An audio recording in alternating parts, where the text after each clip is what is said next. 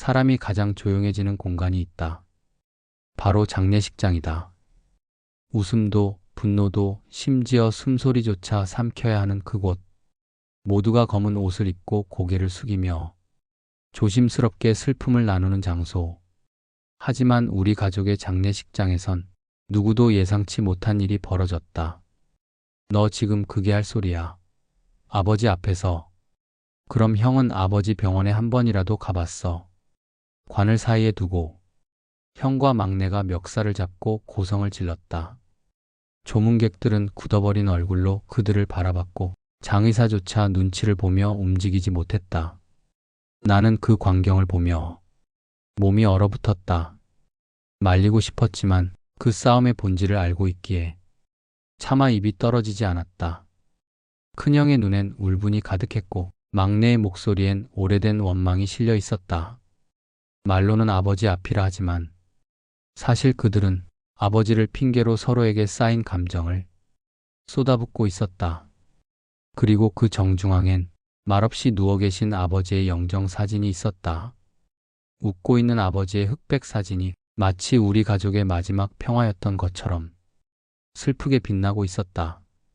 나는 그 순간 이 장례식은 아버지를 위한 것이면서 동시에 우리 형제 셋이 모든 시간이 무너져 내리는 시작이기도 하다는 걸. 가족분들 지금 오셔야 할 것 같습니다. 호흡이 많이 약해지셨습니다. 병원에서 걸려온 전화는 새벽 4시 30분. 하필이면 비가 추적추적 내리던 날이었다. 나는 전화기를 내려놓고 바로 옷을 챙겨 입었다. 그 순간부터 이상하게 심장이 조여왔다. 이건 단순한 악화가 아니라는 걸 느낌으로 알 수 있었다. 형제 셋은 거의 동시에 병원에 도착했다. 오랜만에 마주한 얼굴. 하지만 인사도 눈인사조차도 없었다. 우리 사이에 놓인 건 감정이 아니라 깊은 침묵뿐이었다. 중환자실 문 앞에서 어머니는 말없이 기도하듯 손을 모으고 있었다. 그 손끝이 떨리는 걸 보니 이제 진짜구나 싶었다. 의사는 말했다. 의식은 없지만 청각은 남아있을 수도 있습니다. 가족분들이 마지막 인사하실 수 있을 거예요. 나는 먼저 들어갔다. 산소 호흡기 소리만 울리는 차가운 공간. 누워 계신 아버지는 내가 알던 강한 모습이 아니었다. 깡마르고 움푹 팬 얼굴, 거칠어진 손등엔 주사 자국이 빽빽했다. 아버지 저예요. 셋째예요. 일어나세요. 아직 할 말이 남았어요. 하지만 대답은 없었다. 눈꺼풀은 미동도 없었고 움직임이라곤 가슴이 미약하게 오르내리는 것뿐. 둘째 형, 그리고 마지막으로 큰형이 들어갔다. 큰형은 한참 말이 없더니 아버지 손을 조심스레 감쌌다. 그리고 입을 열었다. 죄송해요. 정말 죄송합니다, 아버지. 그 말은 너무 늦게 도착한 사과처럼 들렸다. 그리고 몇 시간 뒤 아버지는 우리 곁을 떠나셨다. 조용히, 정말 조용히. 가족 중 누구도 울지 않았다. 그 순간만큼은 아직 실감이 나지 않았기 때문이다. 하지만 우리는 몰랐다. 아버지의 죽음이 이후 우리 형제 사이에 어떤 균열을 만들어낼지. 장례식 준비는 늘 분주하다. 슬픔을 뒤로 미룬 채 우리는 장례식장 예약과 상복 대여, 조화 주문까지 하나씩 해결해 나가야 했다. 장남이 상주잖아. 형이 하시지. 둘째 형이 말을 꺼냈다. 순간 나는 멈칫했다. 형의 얼굴이 굳어졌고 막내는 어이없다는 듯 코웃음을 쳤다. 형이 상주요? 웃기지도 않네. 왜? 내가 장남인데. 그래요. 형이 장남이죠. 근데 아버지 입원하신 지 3년 동안 형이 병원 한 번이라도 오셨어요? 막내의 말은 단도직입적이었고 감정을 숨기지 않았다. 큰형은 입술을 꾹 다물었다. 그동안 병원비 내는 건 둘째 형이랑 나였고 어머니 곁에서 아버지 지키던 건 나였어요. 형은 뭘 했는데 지금 와서 상주를 해요? 너 지금 그게 할 말이냐? 아버지 돌아가신 지 하루도 안 됐는데 그런 말 안 해요? 또 참아요? 맨날 장남 타령하면서 정작 가족 일엔 항상 뒤에 숨어있던 형이 상주는 못하죠. 큰형의 눈동자가 미세하게 흔들렸다. 형은 말없이 고개를 떨군 채 손에 쥔 휴대폰을 꼭 쥐고 있었다. 침묵이 더 고통스러웠다. 나는 입을 열었다. 막내 말이 틀렸다고 생각하진 않아. 나도 그동안 속상했어. 형이랑 연락 끊긴 지도 오래됐고, 아버지 위독하셨을 때도 형은 바쁘다는 이유로 오지 않았잖아. 큰형은 우리를 바라보지 않았다. 그저 낮게 말했다. 그래, 맞다. 내가 그때 오지 못한 거 평생 후회할 거다. 그렇다고 내가 아버지 자식 아니라는 소리 듣고 싶지 않아. 그 말에 나는 한순간 아무 말도 하지 못했다. 막내는 차가운 표정으로 말했다. 아버지가 진짜 원하는 게 뭔지 생각해봐요. 지금 우리가 하는 모습이 그분을 위한 거예요? 정적이 흘렀다. 어머니는 안방에서 조용히 울고 계셨다. 이 상황을 아실까봐 우린 감정을 꾹꾹 눌렀다. 결국 상주는 형이 맡기로 했다. 이름만 걸자고 형이 말했다. 장례를 치르기 위해서라고. 하지만 그 결정은 갈등을 미봉했을 뿐 진심을 꺼내놓지 못한 형제간이 더 깊은 골을 남겼다. 우리는 그날 처음으로 형제라는 단어가 이토록 불편할 수 있음을 깨달았다. 사실 큰형은 원래 그런 사람이 아니었다.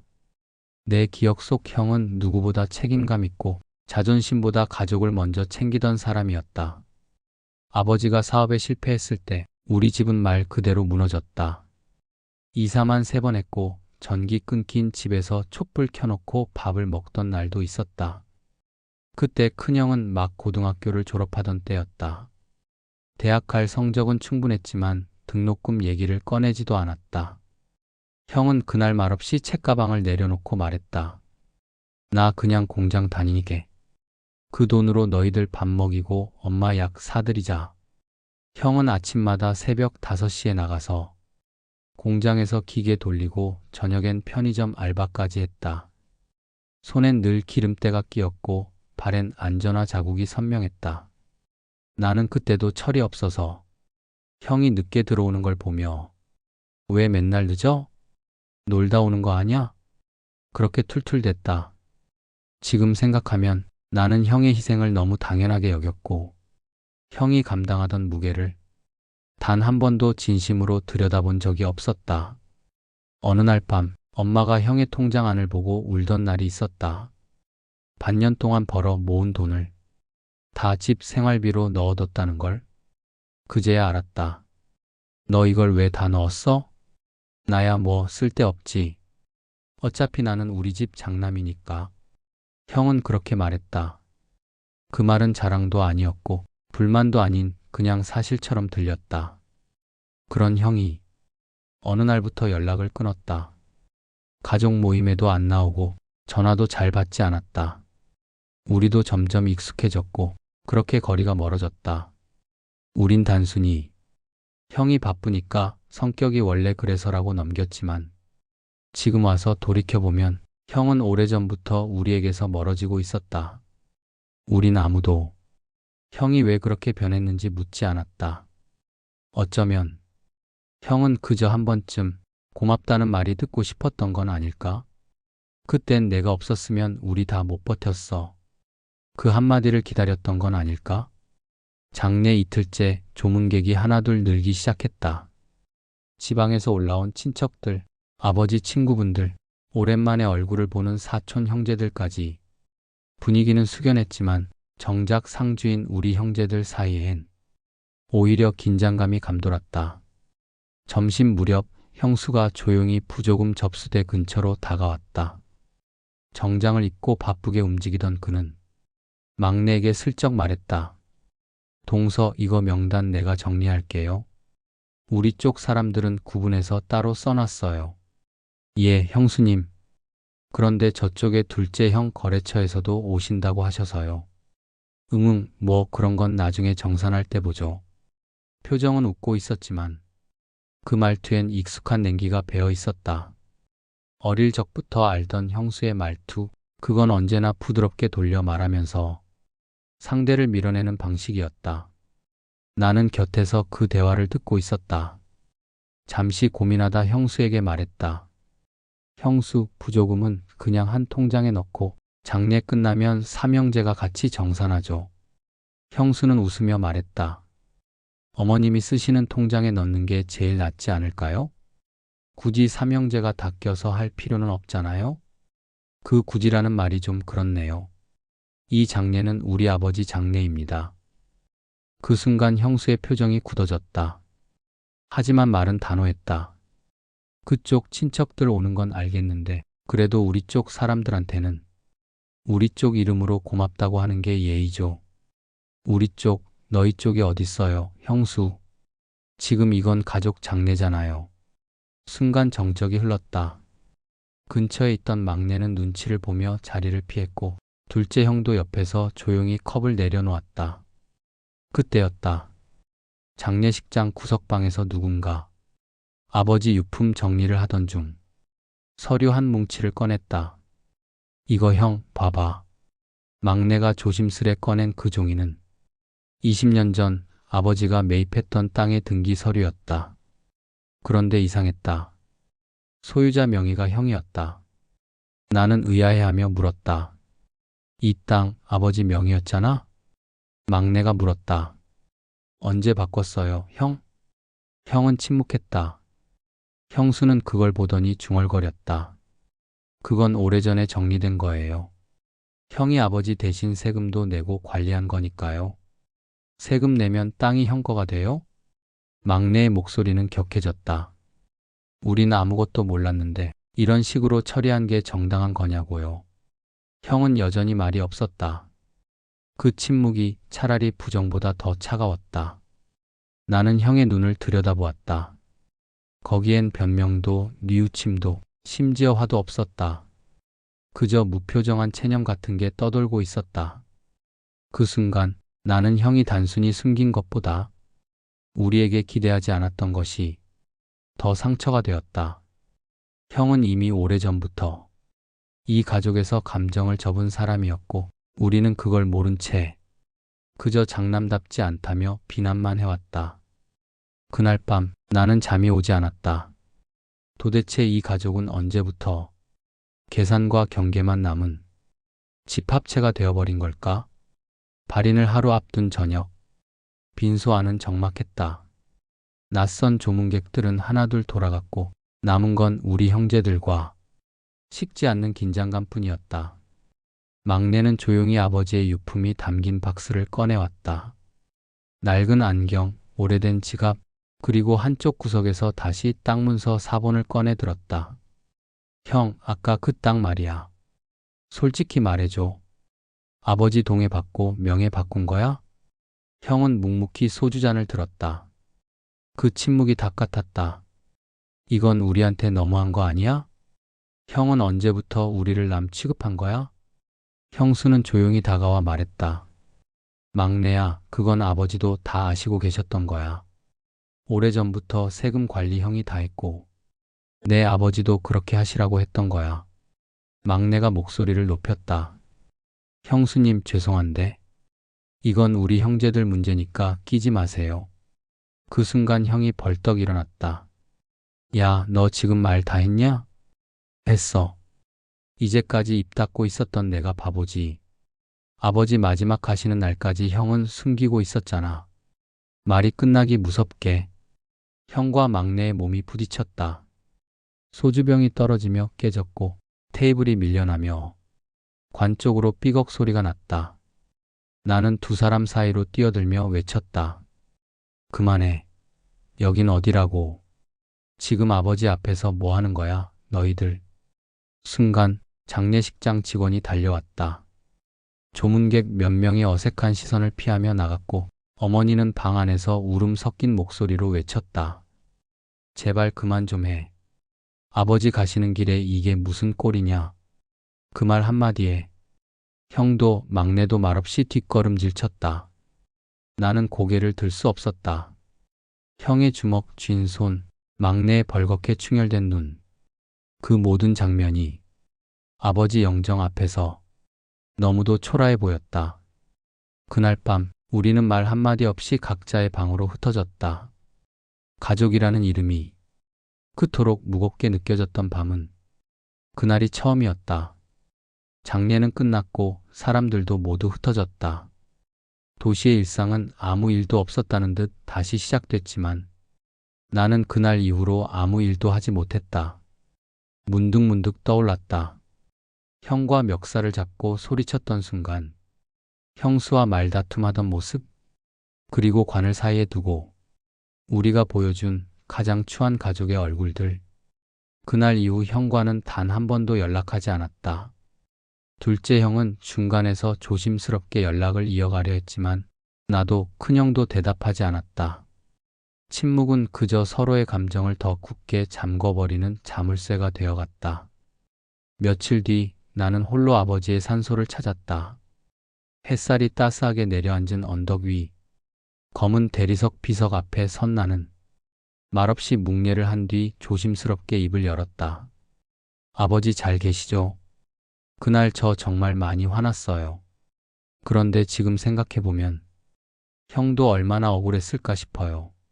나는 작은 돌 하나를 주워 비석 위에 조심스럽게 올려놨다. 어릴 땐 형이 내 전부였어요.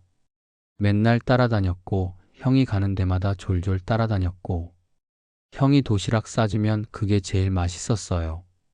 말을 하다 보니 목이 메었다. 울지 않으려 했는데 눈물이 훅 치고 올라왔다. 근데 왜 그렇게 미워졌을까요? 형이 말없이 멀어진 게 형이 우리에게 실망했기 때문은 아닐까요? 나는 땅을 바라봤다. 말 한마디로 풀 수 있었던 수많은 날들을 우리는 참아버렸고 외면해버렸다.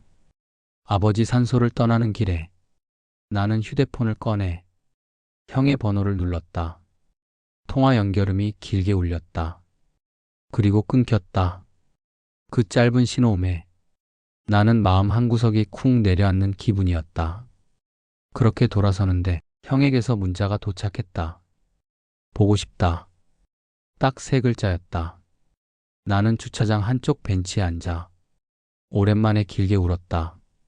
장례가 끝난 지 일주일이 지났을 무렵 어머니가 아버지의 책상 정리를 하다 작은 봉투 하나를 발견하셨다. 연한 아이보리색 편지 봉투, 구겨지고 바랜 모서리, 봉투 앞엔 정갈한 아버지의 필체로 내 아들들에게라고 적혀 있었다. 어머니는 우리 삼형제를 조심스레 불렀다. 오랜만에 셋이 다시 마주 앉은 거실.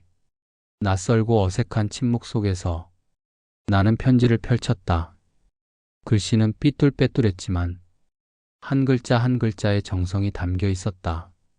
내 아들들아, 이 아비가 무슨 큰 가르침을 줄 수 있겠냐만 마지막으로 너희에게 하고 싶은 말이 있어. 이렇게 편지를 남긴다. 첫째는 어릴 적부터 아버지 노릇까지 하느라 고생이 많았다. 동생들을 보살피면서도 한 번도 힘들다 말하지 않던 그 모습, 나는 다 알고 있었다. 둘째는 늘 조용했지만 가장 묵직한 중심이 되어 주었다.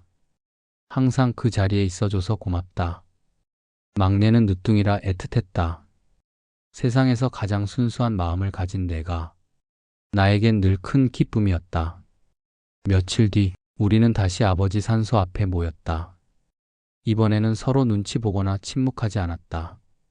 아버지의 편지 이후 우리 셋은 말하지 않아도 같은 마음을 느끼고 있었다. 잔잔한 바람이 불었고 대리석 비석 위엔 작은 낙엽이 하나 떨어졌다. 형이 먼저 무릎을 꿇고 아버지를 향해 천천히 절을 올렸다. 그리고 작게 입을 열었다. 아버지, 내가 형으로서 참 못했어요. 그 말에 막내가 고개를 들었다. 형의 목소리는 울먹이고 있었고 손등은 조용히 떨리고 있었다. 나는 어릴 때부터 당연한 것처럼 동생들 챙기고 돈 벌고 아버지 대신 집 지켰어요. 근데 이제 와서 보니 나도 그냥 칭찬 한 번, 고맙단 말 한마디가 필요했던 것 같아요.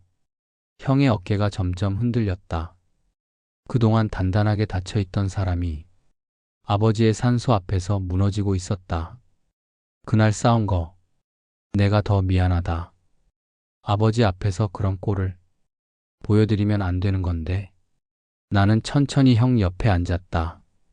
그리고 말했다. 형, 우리도 미안해. 형 마음, 우린 진작 알았어야 했는데 괜히 서운한 감정에 묻혀서 그걸 못 봤어. 막내도 조용히 말했다. 형, 나 어릴 땐 형이 진짜 멋졌어. 요즘에서야 다시 그 생각나. 다시 형처럼 되고 싶어. 형은 고개를 들지 못했다. 하지만 그의 눈에서 흐르던 눈물은 진심이었다. 우리는 그날 아버지의 산소 앞에서 가족이라는 단어의 의미를 처음부터 다시 배웠다. 상속도, 부조금도, 명의도 아닌 우리가 서로에게 얼마나 큰 존재였는지를. 아버지는 말없이 그 자리에 누워 계셨지만 형의 눈물은 우리 셋 모두의 마음을 하나로 이어주었다. 가족이란 말이 아닌 시간으로 이어지는 관계라는 걸 우린 그제야 비로소 알게 되었다. 아비가 너희를 다르게 사랑한 건 아니고 단지 표현하는 법을 몰랐을 뿐이다. 장례식 날만은 서로 다투지 말고 손을 맞잡아 다오. 아비는 그 모습을 보고 떠나고 싶구나. 그리고 서로 고맙다는 말, 미안하다는 말은 살아있을 때 하거라. 편지를 다 읽었을 때 형은 조용히 고개를 숙였다. 눈앞이 흐릿해지는 걸 느끼며 나는 천천히 눈을 감았다. 막내는 말없이 일어나 형 옆에 앉더니 조심스럽게 형의 손등 위에 자기 손을 얹었다. 그 누구도 먼저 사과하지 않았지만 그 손 위에 쌓인 시간과 감정은 그 자체로 말이 되었다. 그날 밤 우리는 처음으로 말없이 화해하는 법을 배웠다. 며칠 뒤 우리는 다시 아버지 산소 앞에 모였다. 이번에는 서로 눈치 보거나 침묵하지 않았다. 아버지의 편지 이후 우리 셋은 말하지 않아도 같은 마음을 느끼고 있었다. 잔잔한 바람이 불었고 대리석 비석 위엔 작은 낙엽이 하나 떨어졌다. 형이 먼저 무릎을 꿇고 아버지를 향해 천천히 절을 올렸다. 그리고 작게 입을 열었다. 아버지, 내가 형으로서 참 못했어요. 그 말에 막내가 고개를 들었다. 형의 목소리는 울먹이고 있었고 손등은 조용히 떨리고 있었다. 나는 어릴 때부터 당연한 것처럼 동생들 챙기고 돈 벌고 아버지 대신 집 지켰어요. 근데 이제 와서 보니 나도 그냥 칭찬 한 번, 고맙단 말 한마디가 필요했던 것 같아요. 형의 어깨가 점점 흔들렸다. 그동안 단단하게 닫혀있던 사람이 아버지의 산소 앞에서 무너지고 있었다. 그날 싸운 거 내가 더 미안하다. 아버지 앞에서 그런 꼴을 보여드리면 안 되는 건데. 나는 천천히 형 옆에 앉았다. 그리고 말했다. 형, 우리도 미안해. 형 마음, 우린 진작 알았어야 했는데 괜히 서운한 감정에 묻혀서 그걸 못 봤어. 막내도 조용히 말했다. 형, 나 어릴 땐 형이 진짜 멋졌어. 요즘에서야 다시 그 생각나. 다시 형처럼 되고 싶어. 형은 고개를 들지 못했다. 하지만 그의 눈에서 흐르던 눈물은 진심이었다. 우리는 그날 아버지의 산소 앞에서 가족이라는 단어의 의미를 처음부터 다시 배웠다. 상속도, 부조금도, 명의도 아닌 우리가 서로에게 얼마나 큰 존재였는지를. 아버지는 말없이 그 자리에 누워 계셨지만 형의 눈물은 우리 셋 모두의 마음을 하나로 이어주었다. 가족이란 말이 아닌 시간으로 이어지는 관계라는 걸 우린 그제야 비로소 알게 되었다. 어쩌면 우리는 가족이라서 더 쉽게 상처 주고 더 오래 오해하고 그래서 더 늦게 후회합니다. 하지만 누군가가 용기를 내어 손을 내밀면 그 상처도 오해도 후회도 다시 사랑으로 바뀔 수 있습니다. 오늘 이야기가 당신의 오래된 마음 한쪽을 조금이라도 움직였다면 지금 가장 가까운 사람에게 그 말을 먼저 건네보세요. 미안해. 고마워. 보고 싶어. 장례식장에서 형제들이 다퉜습니다. 이 이야기는 누군가의 가족 이야기이기도 하고 당신의 이야기일 수도 있습니다. 앞으로도 이처럼 가슴을 울리는 실화 기반 이야기, 중년과 시니어가 공감할 수 있는 삶의 이야기로 여러분을 찾아가겠습니다. 영상이 마음에 드셨다면 구독과 좋아요, 알림 설정 잊지 마세요. 당신의 공감이 다음 이야기를 이어가는 힘이 됩니다. 감사합니다.